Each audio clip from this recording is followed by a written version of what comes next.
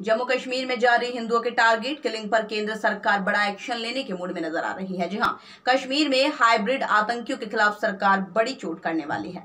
पिछले कुछ दिनों से जिस तरह के हमले किए गए उससे सुरक्षा एजेंसीज को भी उसने बेचैन कर दिया है। कश्मीर के आईजी ने द इंडियन समाचार से बताया, जिस तरह AK-47 वाले आतंकी घाटी छोड़कर भाग गए, इसी तरह अब पिस्टल वाले भी भागने वाले हैं। देखिए पूरी खबर।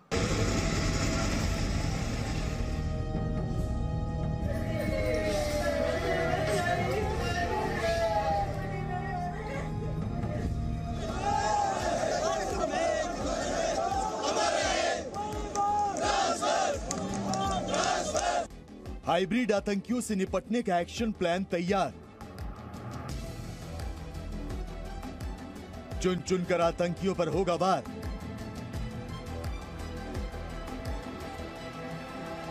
आतंक पर बड़ी चोट करेगी मोदी सरकार। घाटी में आतंकियों का होगा संपूर्ण सफाया।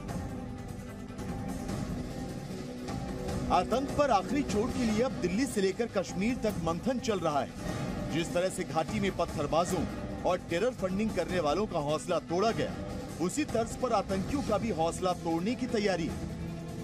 AK-47 लेकर घूमने वाले आतंकी पहले ही घाटी छोड़कर भाग चुके हैं, या तो सरेंडर कर चुके हैं या फिर मारे जा चुके हैं। अब पिस्टल लेकर घूमने वालों पर भी बड़ा एक्शन होने वाला है। कि जितना भी सॉफ्ट टारगेट किलिंग हुआ है, इसमें 95% में जो है पिस्टल हुआ है। पिस्टल को कंसील करने में, इवन कि पाकिस्तानी टेररिस्ट जो मारा गया है उसके पास से पिस्टल मिला है। तो ये पिस्टल यूज करने में इनको फायदा होता है कि कहीं मूवमेंट करने में इजी होती है, छिपाना इजी होता है और टारगेट को नजदीक जाके ये अटैक करता है पूरा। आतंकवाद की जो जड़ें घाटी में बाकी रह गई, इस बार वो भी उखड़ने वाली है। जम्मू कश्मीर से अनुच्छेद 370 खत्म हुआ तो लगभग 2 साल शांति रही, लेकिन अब एक बार फिर से घाटी सुलग रही। अब श्रीनगर से दिल्ली तक आतंकवादियों की नई चाल से निपटने का प्लान तैयार हो रहा है।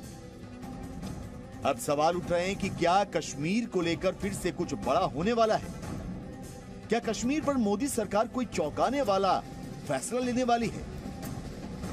क्योंकि पिछले कुछ दिनों से एक बेगुनाह के खून के धब्बे सूख भी नहीं पाते कि पाकिस्तान के पाले हुए आतंकी दूसरे बेगुनाह का खून बहा रहे हैं। सरहद पार से दहशतगर्द खूनी साजिश रच रहे हैं और कश्मीर में बैठे हाइब्रिड आतंकी हत्याकांड को अंजाम दे रहे हैं।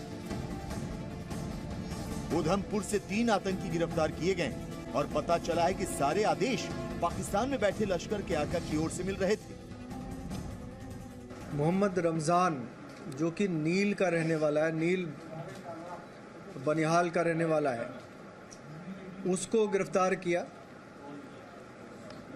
इसकी गिरफ्तारी से ये पता चला कि ये लगातार पाकिस्तान में खुबैब नाम के लश्कर के आतंकवादी के साथ टच में था। आतंकियों की पूरी कोशिश है कि बदलते कश्मीर के माहौल में डर का जहर घोला जाए। सुरक्षा बलों के ऑपरेशन से बौखलाए आतंकी अब टारगेट किलिंग को अंजाम दे रहे हैं। जांच एजेंसियां बैंक मैनेजर विजय कुमार और टीचर रजनी बाला के हमलावरों की तलाश कर रही है और इधर शोपियां में आतंकी प्रवासी मजदूरों पर ग्रेनेड फेंककर फरार हो गए। इस हमले में 2 मजदूर बुरी तरह घायल हो गए। कश्मीर में आतंकियों ने कश्मीरी पंडितों को टारगेट करने और उनमें खौफ पैदा करने के लिए नया तरीका अपनाया है, लेकिन आतंक के इस हाइब्रिड मॉडल का भी अंत होने वाला है। ये पार्ट टाइम टूरिस्ट है, कोई स्टूडेंट है, कोई दुकान चलाता है, कोई गाड़ी टैक्सी के ड्राइवर होता है पूरा। तो ये लोग एक्शन करके ऑनलाइन इसको इंस्ट्रक्शन मिलता है और किसी को फिर पिस्टल दिया जाता है किसी टारगेट को किलिंग करने के बाद, ये फिर नॉर्मल आम लोगों की तरह रहता है। इसको हम लोग अरेस्ट भी कर रहे हैं, इनकाउंटर में न्यूट्रलाइज भी कर रहे हैं और 30% ऐसे टेररिस्ट है जो विद इन मंथ मारा गया है। तो हम लोग को सक्सेस भी मिल रहा है। कश्मीर में टारगेट किलिंग पर गैर कश्मीरियों में खौफ मचा है। कश्मीर से पलायन तेजी से शुरू हो गया। एक बार फिर से बहस हो रही कि क्या कश्मीर से गैर कश्मीरियों को बाहर होना पड़ेगा? क्या कश्मीर में आतंक की जड़ें फिर से मजबूत होती जाएंगी? फिलहाल सरकार ने 177 टीचर्स का अति संवेदनशील इलाकों से ट्रांसफर कर दिया है। सभी को कश्मीर के जिला मुख्यालयों में पोस्टिंग दी गई, लेकिन कर्मचारियों का एक ही सवाल है, जब सुरक्षा कर्मी ही सुरक्षित नहीं तो हमें सुरक्षा कौन देगा? कश्मीर में आतंकी वारदातों का ट्रेंड अब बदल गया। ऑपरेशन ऑल आउट से घबराए और बौखलाए आतंकियों ने नया प्लान तैयार किया था, लेकिन अब सुरक्षा बल इस प्लान पर भी फाइनल वार करने की तैयारी में है।